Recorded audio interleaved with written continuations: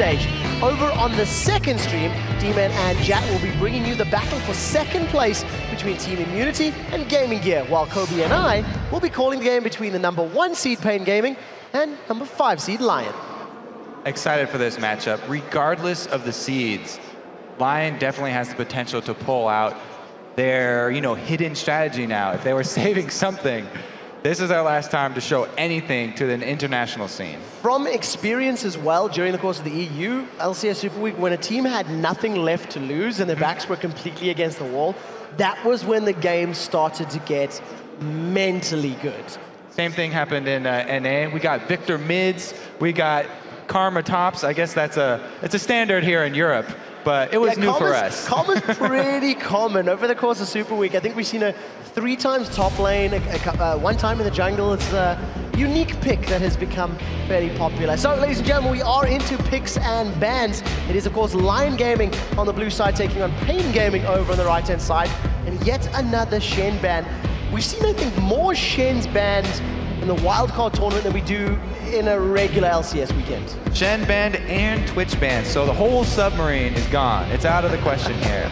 Now, if we are going to look for some interesting flavor picks here from Lion, as I like to call them, I would definitely love to see the Tryndamere from Hacker V2. That's what he's been known for on the North American servers. He's been the top of Diamond 1 with that jungle Tryndamere, and nobody else quite plays it like him. A lot of it has to do with taking a lot of lane farm, but that's just all about good rotation. Well, we'll have to see if it works out. I would love to see a jungle Tryndamere, as we do see the rest of the bans being wrapped up. Job in the 4th, as well as Zac, Ezreal, and Thresh being removed. Nothing super exciting or super unique about that. However, that Ezreal, I think, slightly more targeted towards Fury, who played him in that double AD comp very, very early in the day. Yeah, taking out the option of a double AD comp very early here, because, like I said, Ezreal is the AD carry that you put mid. It's not a flexible composition, a double AD.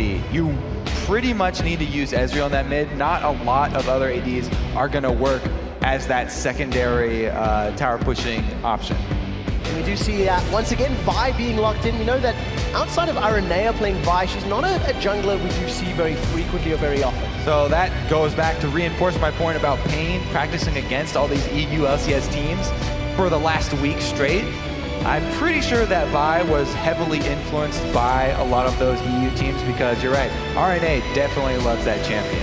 And he showed why. Pain used it in their previous match along with Malphite to completely just shut down Vayne. It's something that we've actually been seeing. I think Pain also did earlier in the day. They ran a Malphite top as well as Nocturne in the jungle. Did practically the identical job. They picked the target, they flung themselves at the target, and they managed to take it out. Albeit not always as cleanly as that sounds, but the objective was there. They target the highest priority of their enemies, whoever's playing the best. It could be the AD carry, or it even could be the Zed player. Vi is one of the few champions that can actually lock down Zed very early. So 2 things I want to highlight. First and foremost, for Lion Gaming, they've locked in that Nunu as well as Sona. And over on the side of Pain, that was an insta-lock Draven. There was not a moment's hesitation. BRTT, he is most well-known and most famous for his Draven back in Brazil. And I want to draw some comparisons. He's basically the Ocelot of Brazil in terms of his streaming prowess, the fan base behind him. He's got his own clothing line, and he's playing his signature champion right now. A lot of the very strong Draven players sort of dropped Draven after the rework to his passive, because you lose so much early game threat from not having the bleed. But his love of Draven is stronger than the change in the passive here, and he is not going to give up. Them being secured in their first spot also opens up Pain to more of these picks of just champions that they enjoy playing. So he does get a chance here to go back to his favorite. Yeah, and talking about some of the other champions that we see, with that Lee Sin being locked in, if the Vi's in the jungle, that's going to be a top or a mid lane Lee Sin. So we'll have to see as and where Pain decides to throw that one around. Wrapping up the Lion Gaming composition, we do see the Varus and Kennen as their last 2 picks. So that's a lot of AoE, damage, CC, everything. They just got the wrong end of that CC stick in the last game, so they've decided we are not going to get controlled this time around. We're gonna bring as much to the team fight as we possibly can. Then they've got Zed, all damage. So they're looking to just burst down one person with that Zed and then control the team fight with the rest of their team here. They can actually have a split push where they go a 4-1 push, have Zed on a side lane because he's such a good duelist and he's so slippery, he can get away fairly easily from anyone besides Vi. And they have Nunu with the rest of their, the 4 squad there, which is great disengage, and they can get away from most things with that. So talking about the amount of control and CC that Lion Gaming can put into place, there's a significant amount of area control and, you know, counter engage from that Anivia and that Zyra. Surely that's going to cause the Brazilians some headaches. So they do have the pretty much guaranteed engage that is Vi. She can get to whatever target she wants. The problem for her is sticking to that target. She doesn't have much follow-up, and there's not a lot of dive buddy potential here on the Brazilian team. They've got Lee Sin who can sort of come in, so they can combo that the ultimate from Vi into a Lee Sin kickback and pick out a target and then kick that one target back into their team if they really want to, and then that's pretty much all of the control that they have. So what is the flying speed on Lee Sin's safeguard in his W? Could he safeguard to a Vi that's flying through the air with assault and battery and travel the distance? This is something I'd love to see. What's the maximum distance you could fly? Lee Sin travels a bit quicker than Vi travels using her ulti, so he would have to time his safeguard with about Vi ultimate that's about halfway through casting here. I think if they don't pull this off, I'm going to be sorely disappointed, because that is a combo that's almost as awesome as the Vi Caitlyn ultimate combos that Jat was talking about a little bit earlier. We are, of course, into the match. We are in-game right now. It is Lion in the blue trunks on the left-hand side of your screen, taking on Pain in the red trunks on the right-hand side of your screen. Early game, both teams stacking up towards this bottom half of the map, and we may see some headbutting. Some headbutting or some back padding as if Nunu runs into anybody. Always a fan of that animation. It looks so comfy just to get a nice pat on the back from that Nunu. Well, we'll have to see how much damage it can deal, as all of Pain have managed to get themselves into this back bush on the back of the red buff. Oh, Nunu got a peek there. A little bit of focus from Pain. They managed to get a deep ward down, but Lion had a ward there themselves, so they're well aware of the vision, and that auto attack will let Pain know that they're fully aware of the positioning. And this is something we see very, very often from LCS teams. A 5-man almost bully just to get some early vision. They did get some very deep wards on that red side, so it means that they want to keep track of Nunu early, and they don't want to fall victim to that heavy counter jungling potential that he has. And it looks like with a red start here from Lion, they're going to get their wish. So we'll have to see how well Pain handle and control Hacker V2's Nunu, because one of the things that we do see from strong Nunu players is that heavy counter jungling focus. And of course, thanks to having Smite and Consume, it is very difficult to maintain full control of your buffs against those invades. But for the time being, Lion, they simply don't have any vision past the entrances to their jungle. Very defensive posture for their early game. And they actually have Lee Sin, or Vi staying with Lee Sin for a very long time to get him a very strong leash on this blue. So he'll stay fairly high health in the jungle and go over to take his red without too many problems. And Vi didn't lose out much there as they've switched it up. It's not going to be a jungle Vi that you were expecting. She'll have an okay time in the duo lane, just trying to soak up experience until she can get level 6 and then pull off that gank with Lee Sin in the lane, because they'll be able to immediately get to Varus, who has no innate escape of his own. They'll have to rely on that flash to get away. Nor does that super squishy Sona, so whoever gets collapsed upon by Pain Gaming could be in serious trouble of giving up some kills. Now, with 3 minutes on the clock, that Seiya and Nezul have managed to make it all the way to this tower, landing some auto attacks down, but remember, this is 3.8, so those towers a little bit stronger. They've got a nice stack of armor, which will start decaying from 4 minutes onwards. Another sort of side effect of that extra armor is that a lot of the times the AD and support will go for harass instead of those tower hits now. So the single person in that lane, which is Vi at this moment, is going to be under a lot more pressure. Talking about how many numbers there are on the lane, you can see that Sir T is slowly making his way down that bottom lane, trying to get closer and closer to Venom. You can see both junglers now, instead of going for the 3v1 tower push, they have opted for the 2v2 babysit, as it were, trying to just cover and really help out their solo laners from taking too much harass and too much damage too early on. And Kennen being ranged is going to have a bit easier of a time landing those extra CS here under the turret as he slowly pulls ahead of Bai.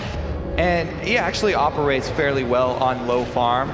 The main item that they're going to be looking for is going to be that Zhonya's Hourglass. Yeah, and of course the inherent synergy between Nunu's Blood Boil and Kennen's auto attacks, along with his stacking those marks of the storm, it can definitely work out for you. We're talking about the counter jungling of Nunu and the power he offers.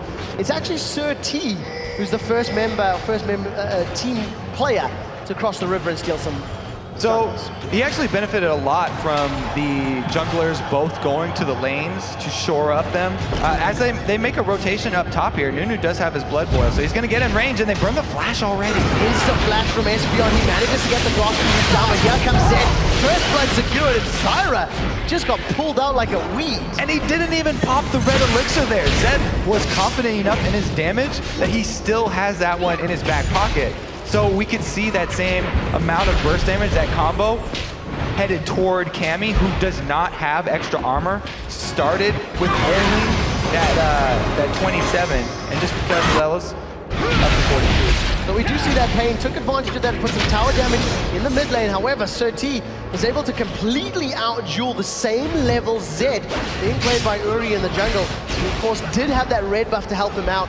Oh, nice wall to get him vision here, and he goes for the dive! Cammy with amazing play.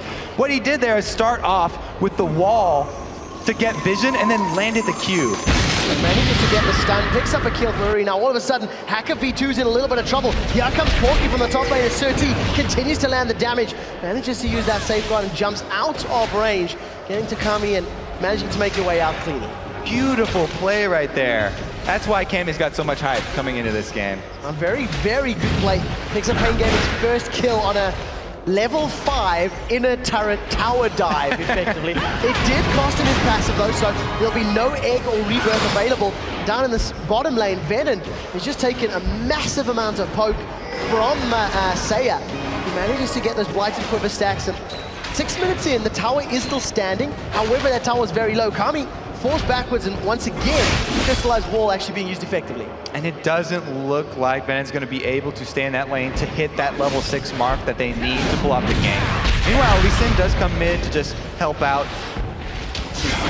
Covers the lane, grabs some experience, grabs some gold, manages to at least keep Kami alive for a little bit, but Uri, of course, he burned his flash in that previous fight. Needs to be very, very wary of those stuns coming down from Anivia. The first tower of the game does fall in favor of Lion. So they've got the early advantage. They picked up first blood. They've got the first tower. You have to wonder if they can keep picking up this first. They may be thinking about a dragon. And we're going to have Cammy being a bit more careful in this mid lane without his passive, because Zed is about to hit level 6, and like we said, did not even pop that red elixir. It's a very easy target, a passiveless Anivia without building armor. Extremely vulnerable to the all-in here from Zed, so once he has now hit level 6, he's just going to be looking for that combo onto Anivia to burst him down. And it's going to be made a little, maybe more difficult because, of course, Lion have moved up Saya to this mid lane. Ooh, they're looking to catch him on the way back from the blue buff. This is a level 5 Nazul, gets the vision down. Or he's looking to jump on them, but unfortunately no crescendo available. No ultimate there, and instead, Lion Gaming now stacked the numbers up as they focus down this mid tower. Here comes Hacker V2 from the side with that Blood Boil as well. So close right there. You can tell Uri was itching to pull off the combo onto Cammy. Now that he's got the blue buff, he even wants to make the dive that much more. They're going to rotate down to Dragon here because they just saw Lee Sin rotate over to the red side jungle. And of course, with the numbers advantage and the vision advantage in their favor, this Dragon will be secured without any form of contention here from Pain Gaming. Lion extend that gold lead just ever so slightly forward. For the time being, they're doing very, very well. The CS numbers have suffered a little bit in that mid lane. As you can see, Uri has fallen about 20 odd creeps behind Kami. That is, of course, thanks to his death and thanks to the fact that he's left the lane to pick up that dragon. So, on big numbers right now. D-Man stacking Pain Gaming's up in the top lane. Porky's gonna think about defending this one. He's got that Seeker's Arm Guard to at least block some of Draven's damage. It's not really gonna be enough if you dive in against 3. Now, Draven's new passive, he gets stacks of adoration every time he's going to catch one of these axes or kills a minion. And he's only up to 19 right now, but he will be cashing those in when he does grab his first kill. So look out for him to make a large purchase after that first kill. And it could be pretty soon as they throw out the Whirling Death. Porky manages to sidestep the secondary proc of damage, but over on the right-hand side in the river, Sir T is hanging out, doing a little dance, just waiting for somebody to overextend. Dragon's Rage kick is up and available, as is a ward in his inventory, so we could see some of those safeguard to a ward kick backwards maneuvers. Combo that with a crowd control of Zyra, and that is scary. But for the time being, Lion are not overextending. They are not at risk of being caught out. Yeah, well, they have to be careful when playing with that Zed, because like we said, he's level 6 with red elixir and ignite available. Pretty much everybody on the map is vulnerable to that burst damage. We'll have to see where he decides to put his focus, because he's falling further behind in the CS numbers. Now approaching 30, as Uri is basically roaming more than he is sticking into a single lane. It is hurting him a little bit in that regard. Yeah, and Kami's happy to just farm up both his lane and the Wraiths now that he does have blue buff. And he's also purchased a tier, so he's just waiting for that tier to stack up and farm up into the late game. You can even see him hiding around the corner. They're just out of vision. So if Uri had come within melee range to pick up some last hits, he could have landed the stun, got a combo down, and basically just kept Zed playing more defensively. You never want to be in a disadvantageous position as far as HP is concerned. He hits that incredibly powerful assassin. Blind Gaming now with that bottom tower down. We've seen Seiya, he rotated mid, he pushed towards the dragon, and now is returned to this bottom lane. So we're still seeing that sort of straight head-to-head matchup now that the Pain Gaming has moved from the top lane down. And it makes that head-to-head a little bit more scary for Lion here. They've got the turret down, but they haven't been able to cover the area with wards. We've had a very good job here done by Esperon to clear out all of the wards of Lion, and so it's sort of forcing them to retreat, and they can't continue to apply the pressure in that bottom lane. We'll have to see how well they can take advantage of that tower being down, because for the time being, both of these teams are content to farm. Both of these teams are happy to play this a little passively. The farm numbers are actually quite a lot lower than what we have been seeing out of many other teams during the course of the wildcard group stage. And in particular, those top laners who had to deal with very difficult 2v1 situations, Porky and Ben, and they're now sort of matching up straight head-to-head. As you can see, Sir T hanging around this top lane. Porky could be in trouble. Yeah, Vi is an amazing champion at setting up lane ganks because she does have the guaranteed ultimate, as we see her going right now. So we'll see if the kick lands. Porky does manage to flash backwards. Sir T actually kicks Porky to safety as that slicing maelstrom is down. Porky not managing to combo and kick him in the, backwards direction, which would have allowed Pain to pick up the kill. Well, it was definitely very dangerous right there. He didn't want to get stunned under the tower, the turret, locked up by any more charges of that slicing maelstrom. You see Sir T's caught out a little bit. He's decided to go head-to-head. Ice Blast comes down, finally flashes over the wall. Lightning Shuriken from Porky comes out, not going to be able to pick up the kill. And, Hakabitu actually used his absolute zero for that one. Got a fair amount of damage down. Not too worried about that cooldown though. Nunu very early, usually using that actually just to farm minion waves and such. So the good answer there with getting the flash back after they forced one out of Porky. Works in their favor. So Pain Gaming right now trying to find an opportunity. They're trying to make something happen. They've got no towers in the game. They've been rotating a fair amount. They haven't really been able to find a window win. Finally, they have managed to catch Sona. A lot of damage going down, but we see the Stranglethorns finally coming out a little bit too late from Espion. Uri was thinking about jumping in there with that death mark available. He does have the Cutlass as well, so that burst damage combo is going to be higher. Lion Gaming have been able to brute force Pain away, and that piercing arrow shreds through the HP bars of Pain. and neither of the top laners have teleports, so that was going to be a straight up 4 versus 4. But because of the harass, the long range harass there from Varus, Pain going to back out of even their own jungle. And we do see that Lion, once again, they have the first big buff steal. They managed to secure it in the mid lane.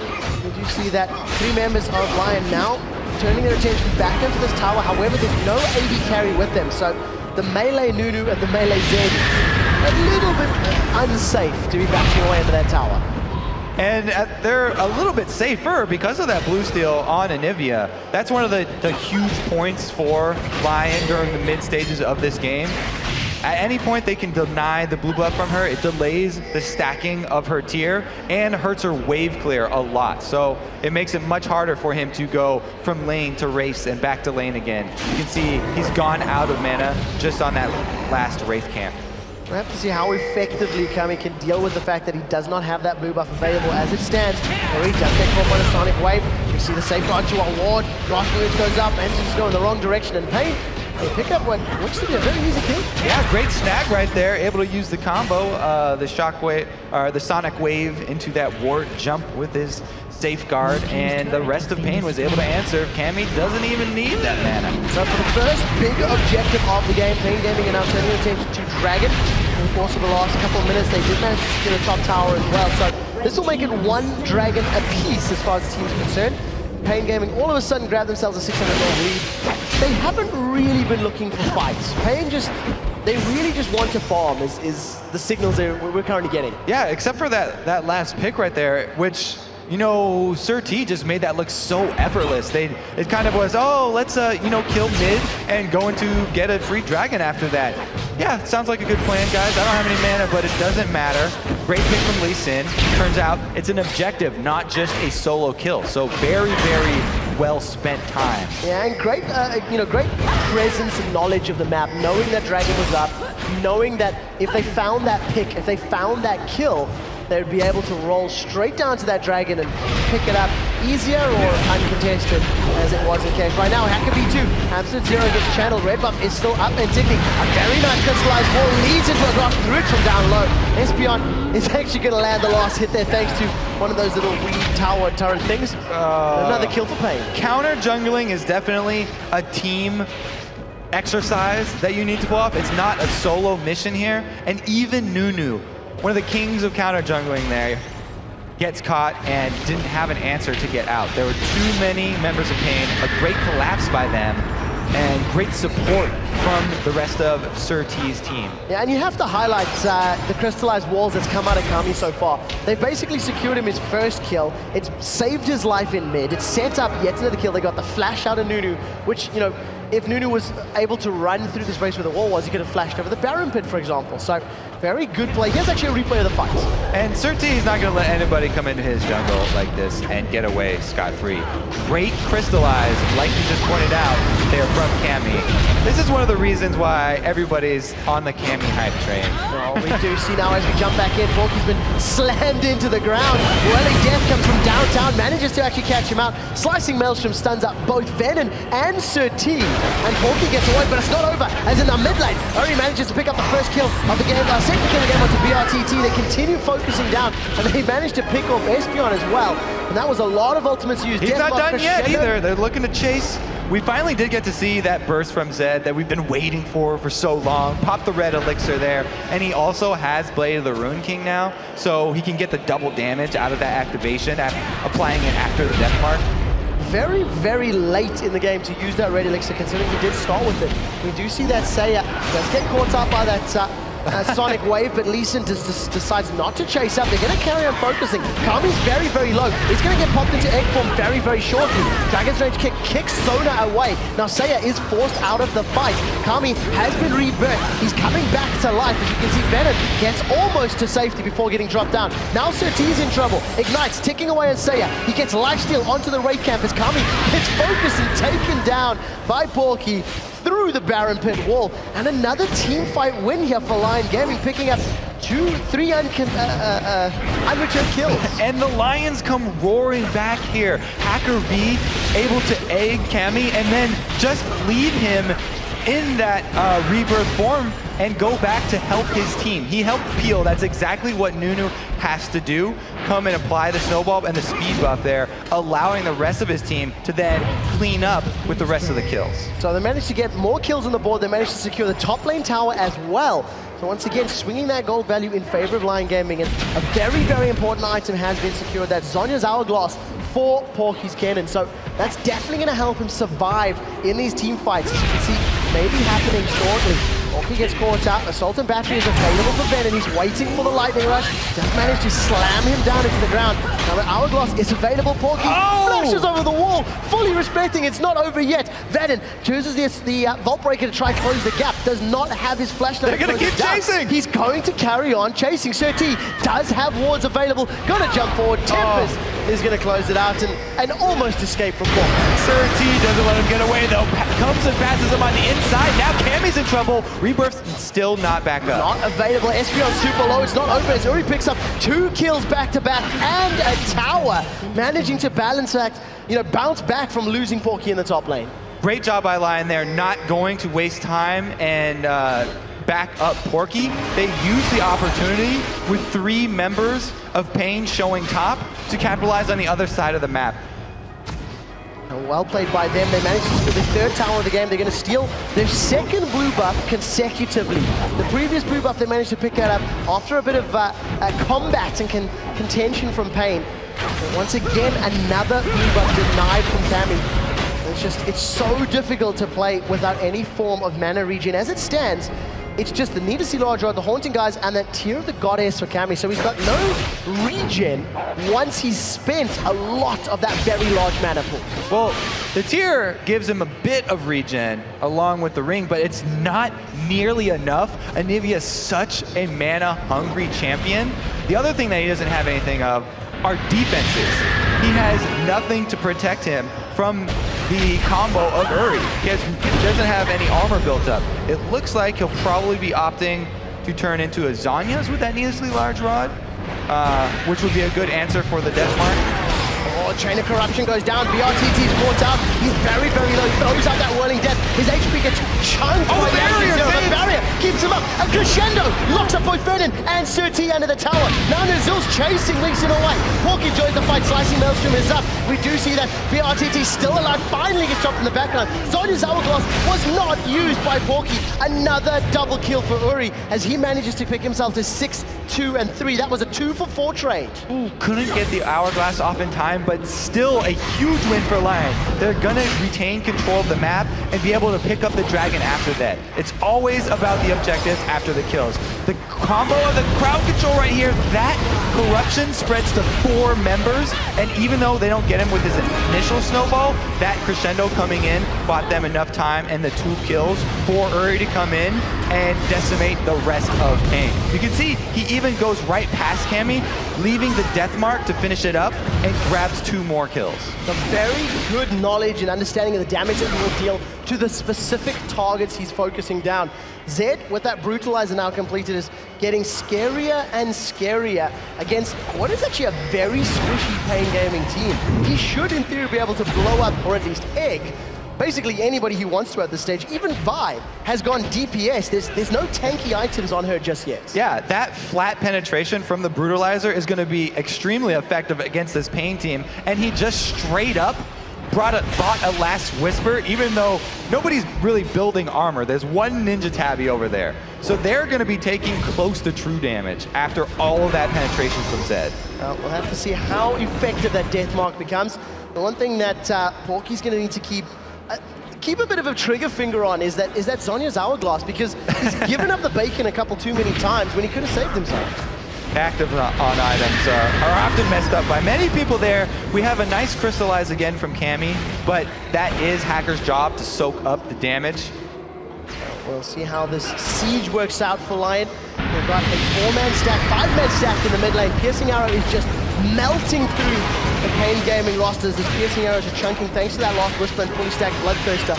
The tower is getting dropped down, and there's a lot of physical damage. You combine that with the Blood Boil onto Saya's Varus, and those towers are not going to last long. It's not over yet. Saya's actually got the blue buff, so he's going to be spamming those Qs all day long.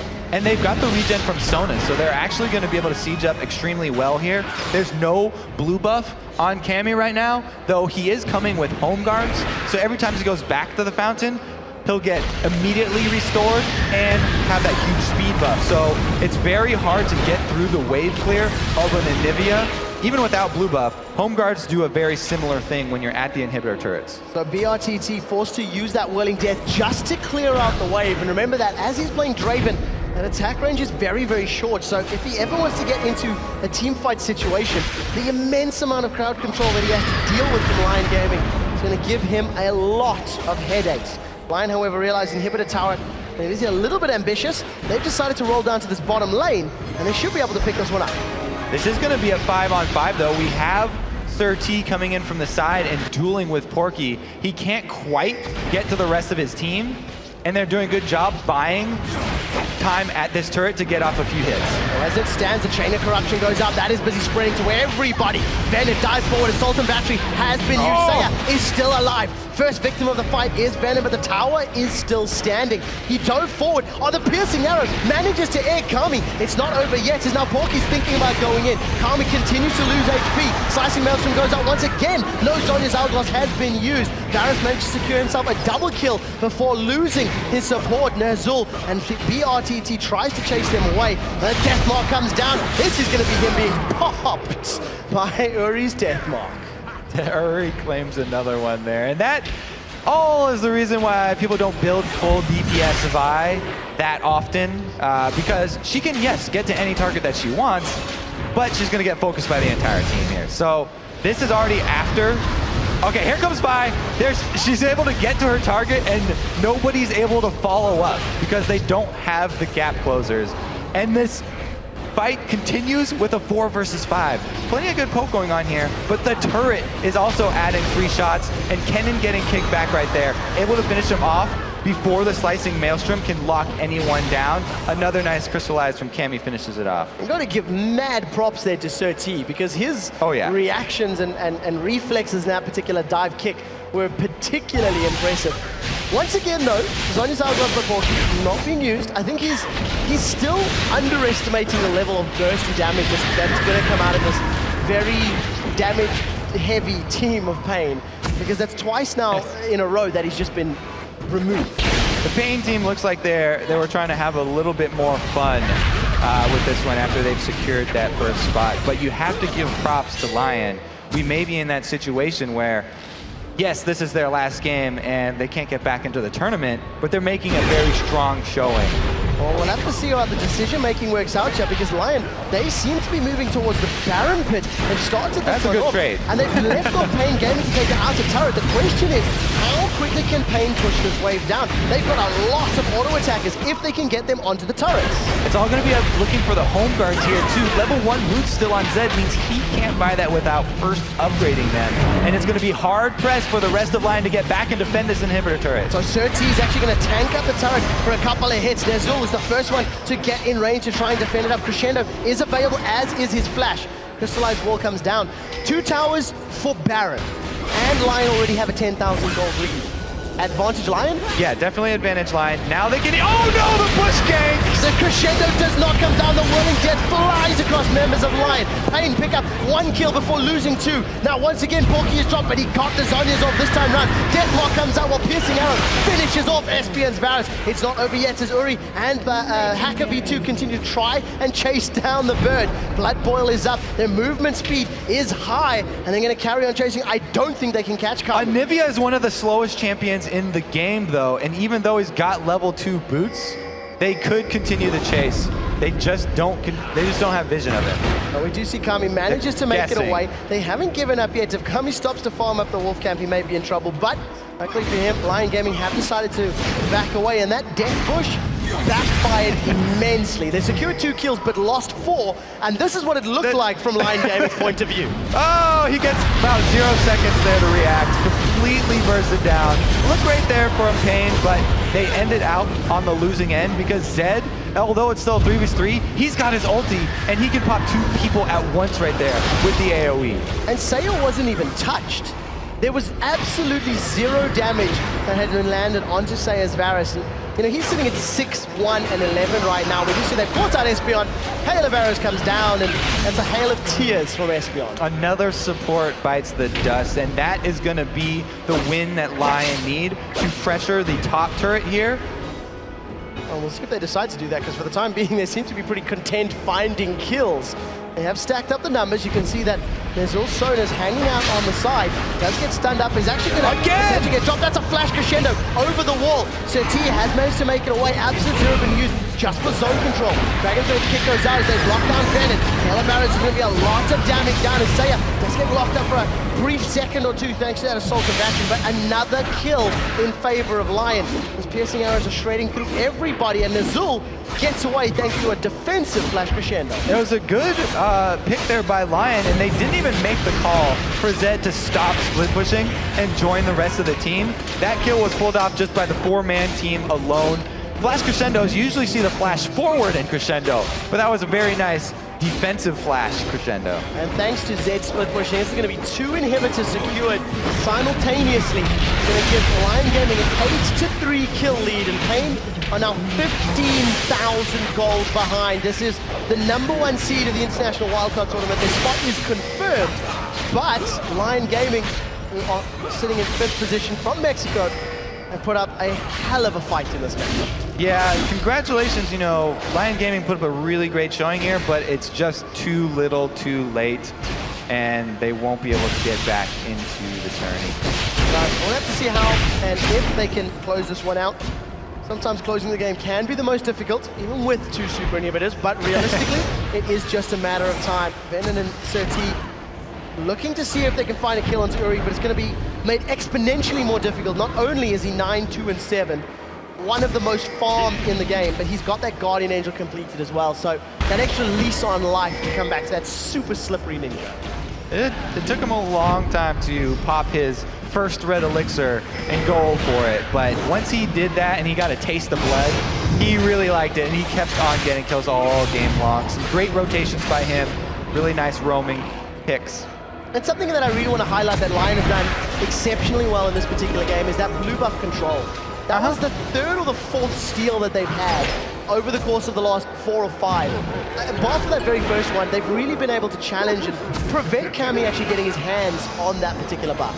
30 minutes into the game, and it's only at 550 his tier stack, so it's going to be quite a long time until he gets that Seraph's Embrace upgrade. Yeah, and unfortunately it may be too little too late. Now, Uri is split pushing in that mid lane. There are super minions aiding him, getting closer to those Nexus turrets. He may decide to come in from the side here. We've seen Saya's Chain of Corruption being a key as far as those initiations are concerned, and we'll see if that is the key to this tower dive. Oh, here we go. Do we have the seat? Fine goes in. They managed to kick Saya backwards, but Venom and Serti just get melted by the damage. Pain Gaming have lost 2 of their members already as Kami gets egged under the tower. He does manage to pick up a kill onto Saya before going down, however. Now that he's dropped, they turn their focus over to BRTT. Zonya's Hourglass goes down. That's going to keep Porky alive for a little while longer. And the passive of Zyra, not available yet because he's still alive. It was the pull-on needing damage. I didn't even have time to say see ya. He was already gone right there. And you can see it's been Pain's playstyle the entire tournament, is just find their priority target and dive him. Mission accomplished. At least they took down Varus. They got their focus, and I guess if that was the objective, maybe they are the winners in that one. However, the victory is Lion Gaming. They pick up a pretty one-sided win against the Brazilians. And unfortunately, they finished the series 1 and 3 in the group stage. They are tied with Dark Passage, and thanks to their loss in place fifth. Congratulations on a well-earned victory. Always nice to at least end on a win there. That is the last game on stream as far as the International Wildcard Tournament is concerned. We will, of course, be back with those semi-finals tomorrow. We'll, of course, be seeing Pain Gaming taking on Dark Passage, and I believe we'll be finding out over on the beach in just a moment or two how the 2nd place playoff is happening. There is, of course, the #1 and the #5 seed from Brazil and Mexico, respectively. They put on a very good show. They put on a very good show, that is for sure. It was fun to watch. You know, full DPS buys are always exciting. because they actually have a lot of damage to back up. What we normally don't see, coming out of the jungle, pretty much everybody's building her tank so that we don't have the situation where she goes in and gets 100% bursted. But if she's able to get off those 3 hits to proc the denting blows. Yes, the denting blows. The armor shred. Then she really can pack punch. It was good to see. Unfortunately, Paint, they do lose the last game of the day. They will be going home to research the Turkish Dark Passage and figure out what they need to do in order to win that semi-final matchup. Because, of course, they're playing for a spot at the Season 3 World Championships. World playoffs, okay. Or the championships. The playoffs, then the championships. They're all hoping for the championships. Yes, there we go. So, of course, we are going to be heading over to the B stream, which is, of course, being covered by D-Man and Jat. They're going to round out the game between Gaming Gear and Immunity to find out who places second. While this is all happening, Radier comes back after taking down. No, he didn't. He backed off. He had to back away. He recognized Tryndamere beats him in a fight. He's done that once before, I have to say, but that fight, D-Man, really displayed. Oh, I thought that guy was lower health. And that Mazarin's ability power is going from, he blew up Heaven Kazari immediately in that fight. Well, and welcome, ladies and gentlemen, from Stream A. If you have just joined us, this is a pretty chaotic game. Of course, Stream B viewers, it does mean that Lion Gaming actually won out that last one. So they went 1-3 in that against Dark Passage, I believe it was. I know it was against Pain. It was against Pain. So Pain went 3-1. Immunity could go 3-1. They could. But actually, Pain will be top anyway. Pain will be top anyway because of the tiebreak. Doesn't matter. Okay. Back to what's going on. It's 21-24. It's a really chaotic game right now. It's a battle of can Ezreal beat Tryndamere? And it's chaotic because of what MBS has done. MBS actually, it doesn't look like it now for just tuning in. He was 4-0 when the rest of Gaming Gear was losing. But because of all the chaos he has created for himself and opportunity he's gotten Mazarin and the rest of the team, they've been able to pick up this many kills and get this much craziness. I feel like if we ever get a full-on 5v5, I think that's when Immunity is going to win. But that's just not something we're going to get in this game. Yeah, and right now we should also point out the fact that Mazarin is 11-1-8. He's been sneaky. He's been picking his kills up at the end of every single fight. And now he's got to the point where he's that dangerous, he can almost one-shot people if he catches them in the right position. Heaven's also gone behind Lynch Bane as well. I noticed that one picking that up in that fight. He got absolutely decimated in the last fight by Mazarino. Yeah, that's why he's got that Negatron book now, because he had previously had no defensive items. And I actually think it's fun how the Tryndamere itself is forcing more damage-focused builds on Ian. Wow, Crescendo used on towards Alicia. They thought they were going to go for that Baron. Trying to lock him down. MBS being kited nicely by Radier. Can he turn this one around? He's going to pop that and die in range and forces Radier away. But Radier realizes he can kite this one. True shot rush across doesn't catch him. Or it does, but it's not quite enough damage. This has actually given MBS problems though. I think this is a great sign for Immunity as the game moves on. The fact that Ezreal can actually win a duel against Tryndamere now. He had enough damage that he forced Trynd to walk away and had enough summoners up to make that escape. He still had barrier if the fight would have continued, so he definitely showed some superiority there. Getting a Blade of the Ruined King of his own to kind of run away once he gets Blade of the Ruined King has been very beneficial for him. So we'll see how that works in his favor, because Radier will be feeling a little bit more confident, a little more happy, and that means he can split push. But look at this, he's off the side. No, he's not going to create anything Gaming Gear. This game has been a little wild, to say the least. MBS, he was split pushing the top lane, really was driving it down, and now he's actually switched his focus back down to the bottom, which lets him wonder if the rest of the team are trying to create something here. Looks like Dragon's going to get picked up by Gaming Gear as well, because that top inner turret, he did a lot of damage to it before he left it. Yeah, I think this switch is mainly for a couple of reasons. Ezreal has put a lot of damage on Gaming Gear's bottom lane turret, and also if Gaming Gear wants to create any type of action around Baron, they need Tryndamere bottom to suck people towards him. So we'll see whether it works out. MBS is coming around straight in towards Radier's territory, who is putting that red buff out. That's going to help him out in that duel, that battle. Heaven's tracing him, following along, making sure MBS doesn't get in there, throws into the charm, doesn't want to check it. It's pretty terrifying to go in a bush against the Tryndamere. Not a good idea. No. Because even if you flash afterwards, once like you close the distance for him. Yeah, that's the whole reason it's so dangerous at this point. And even though he hasn't gotten a kill in so long, NBS is still dictating this game. It almost seems like it's time for Mazarin to start dictating this game, but it's definitely not that way right now with the way the map is moving. No, he's been countering it every time. And Deadly Brother's still continuing to try and chase that farm. He's trying to catch up, keep up with Radier, but the fact that Radier was sent off to split push has effectively always put Deadly Brother behind. Look at this, still split pushing down to the bottom. And it's still trying to be answered by Radier. He's now picked up a Guardian Angel. That is an excessively defensive Ezreal build, by the way. 213 armor on Ezreal. So until NBS finishes his last Whisper, which he hasn't went back to pick up yet from the shop, he'll actually lose like a stand-and fight with Ezreal. And with that Guardian Angels, he's going to feel much more confident up against MBS. He won't want to lose it, but the fact that, MBS is Rosie trying to bait him in here, MBS trying to pull him in, lands a dead sentence, Radier comes in, that's going to be the slow, he's going to have to finish Slash to try and get away from this one. He could Arcane Shift and follow, they don't have vision, but that in itself has bought Immunity some time. Yeah, and they scouted the Baron because that's the biggest fear when you send two people to the bottom lane. Clearly, Gaming Gear was hoping they'd face check in, but now it's just a game of back and forth, cat and mouse as they're split pushing each other, making a beeline for the inhibitor. I like Immunity's call here. Immunity's call may well work out. They know that MBS is still down that bottom, so he's not going to be available. At least he's trying to buy time. He uses that left bounce to try and hold by himself enough. The shield comes out. Immunity did back off, as you mentioned. We do still have Swiper. Swiper's still pushing in there. And Luna's just off the side. It's a full-on split triumph one coming into Immunity. And Immunity might get trapped here as they've actually spread themselves thin. Alicia away from the rest of the team.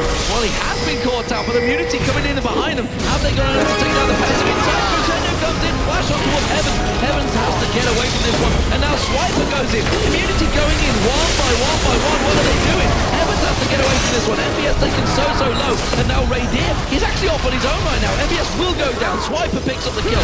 Now they're going to feel positive. Radier starts looking for the kill. He's going to go looking towards Mazarin. Luna comes in. Deadly Brother goes aggressive. Got a lot of damage down here. Tries to pop out. Radier uses the tree shot rise. The hook up towards Mazarin. Has to use that on his own as he's going to get caught down. It's going to be Heavens that picks up the kill, but they get one back.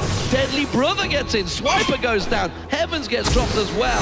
And this is so close between the teams. Good luck following all of this action on the camera. Barely keeping up with it ourselves here. This is now 3 for 2. And the GA, I don't know if they have the damage to kill him here. 213 armor on that Ezreal. Radier continuing to kite. Massive throw now. Once again from Rosie, and that pulls them away. So a 3 for 2 exchange. Gaming Gear come out on top, and they may get themselves an inner turret for the problem. And look at this, Radier's not done yet. He wants to just keep going. His man is actually running a little short, though. I don't know how long they can continue this. Shirelia's Reverie being used. That's going to be an elastic slingshot. Rosie actually picks up the kill on Deadly Brother. That one hurt pretty well. Quinn has moved now 6 and 7. Geez, to say this game is a little chaotic would be a bit of an understatement. That was one of the craziest fights I've seen in a while. Just the way Immunity put themselves in between the turret, and then specifically Alicia spreading the fight up so much, and then making the rest of Immunity kind of collapse in, just created the most spread out fight I can imagine, and that seems to favor Gaming Gear. Because a spread out team fight in that sense is just like a series of small fights, not actually a team fight, which I think is why they kind of came out with an edge there. But once again, because Deadly Brother died afterwards, they're in an extended 4v5 scenario. Radier has no mana on Ezreal, which could impact his choice. And against Gragas, we know Mazarin can steal a Baron. He's already stolen one today with Gragas. Yeah, and he may well actually try and do it again. You're going to see Crescendo comes across, the power wheel follows. Oh my word, just like that, Mazarin shuts down, gets himself the easiest double kill he can. All set up by that Crescendo. MBS now, he gets in towards Alicia. Alicia gets dropped, but more importantly, Radier's Guardian Angel has been taken down. Spinning slash. There was a triple kill by Mazarin in the process as well. Alicia, the last man standing, is running for his life. The Australians are getting defeated by the Lithuanians. We talked about a Baron steal. How about just killing 2 people immediately before the fight starts? That was an unbelievable amount of burst. 15 and 2 now, as you point out. Crushing down this inhibitor. NBS got onto Radier again, and this is just a steamroll through the base. They could just chop straight through this one. The fact that they have the AD carrier, more importantly, Tryndamere available, they will drop these Nexus turrets in a matter of seconds. It's going to be Gaming Gear taking down the Australian team Immunity. Immunity. Immunity thought they brought themselves back into this one, but a mistake. They went for Baron, they forced the problem. Explosive Caps just melts down, and Zach where he stands, and it is going to be Gaming Gear finishing second in the international wildcard tournament. They will, of course, be facing Immunity tomorrow, nevertheless, in a best-of-3. Yeah, and that's a rematch I definitely want to check out because this game was just downright exciting. 414 minion kills from the split-pushing monster NBS on Tryndamere, but really, that was all to create opportunity for what ended up being a 16-2 Mazarine on Gragas, who was just exploding people by the end of it. And it's strange because he snuck into that score. He snuck those items out. It was so much focus on MBS and the fact that Radier was doing such a great job at starting to pick up the kills. He was coming in and mopping up the fights. Yeah. Everybody was focusing the wrong targets, and suddenly he was like, guys, I can one-shot people. Exactly. Let's do it. He was taking advantage specifically of Gragas' mobility, and once the fights broke down, once there was Karnak, and once people were low, he could not only, one-shot them near the end, but he could chase them down, which is, I think, the most important thing of that entire composition. Everyone on Gaming Gear could chase down throughout the game. I think something we should really importantly note, most importantly, is the fact that Pain Gaming, Gaming Gear, and Immunity all actually look pretty damn close. Yeah. They're simply down to the picks and bans, and again, the fact that it's a best-of-3 gives the opportunity for these teams to definitely bring it back. Gaming Gear gave Pain a good run for the money. We just saw them taking Immunity all the way. That was a chaotic game, though. Not too sure whether tomorrow's games may be a little bit more thought out. I think they're going to be a little different. Obviously, these teams were still trying, but they were playing a little loose, so to speak. Yes, the composition made sense with the Quinn to help everyone chase, being a highly mobile kind of map-controlling AD carry. It didn't seem like it was super well practiced, at least from Deadly Brothers' point of view. I really want to see tomorrow because now we have a feel for these teams. And most importantly, these teams have a feel for each other. So they're going to take the knowledge, all the things they've watched, they've all played against each other, and then bring it in tomorrow to see who gets to go to the World Championships. So now that we know the ties, it's going to be Pain Gaming versus Dark Passage. And of course, as we just mentioned, Gaming Gear versus Immunity. That's who's going to be playing each other. Yeah. How do you see it stacking up? Who do you see beating who? I would give Pain, of course, over Huge edge. Dark Passage. Huge edge. We've already seen them here on Stream B, defeating them in pretty convincing style. If I remember right, he was 16-2 something for PRTT. 15 something, 15-2. He got the pentakill at the end. Nevertheless, that's what counts. But that game there, that's the one to watch. At least in the semifinals. I definitely feel like Pain has a big edge. And this one, yes, it's the one to watch. Trying to kind of stack up these two teams, and it's weird to say directly after a defeat that I think Immunity is probably the favorite. Okay. Only because I feel like they had that game until they made a miscue that is fixable. Right. If they would have just put a different member to try to counter Tryndamere, if they would have sent Ari to stop Tryndamere, I feel like they could have just won the game with Radier's Ezreal. And I think they're smart enough to make that adjustment and go into tomorrow. Whereas I don't know how many adjustments Gaming Gear will be able to make, since a lot of their wins have just been Gragas team fighting well. It's like, well, yeah, they're able to split people up and catch them out of position, but I don't know how necessarily they can adapt to what Immunity's going to have to come after them with. And what sort of level do we put them at? We've seen 5 games now, or effectively more than that, because we looked at some of the other matches, but what sort of level do we put these teams at? Obviously, bearing in mind, these are going to the World Championships. Yeah. One of these teams will be in Season 3 World Championships. Yeah, I actually think right now that Immunity has a chance to be, well, not necessarily Immunity. So far in the Pain games, they definitely seem like the strongest. And to answer your question of what level they're on, they're definitely very good. Until I see them playing at the world stage, I'm not sure. I wouldn't put them above any of them immediately. I'd say they're, based on my impression, a little more loose than a lot of the teams, but definitely some of the individual plays we've seen are right on that level. So I put them maybe one tier, like very, very slightly below the professional leagues that we've seen in North America and Europe. Okay, well, there you go. You've heard it from Jan himself. Of course, coming up next, it is going to be the Challenger Series matches. The 2 semi-finals will be happening. It's going to be TCM versus Copenhagen Wolves. Big game there. Grudge match, in fact. It's come from Tenerife, where they went 2-1. TCM winning out that one before. That's going to be coming up, as well as KMT going to be facing off against AT Gaming. So they are the 2 Challenger Series matches. They will be coming up after this short break.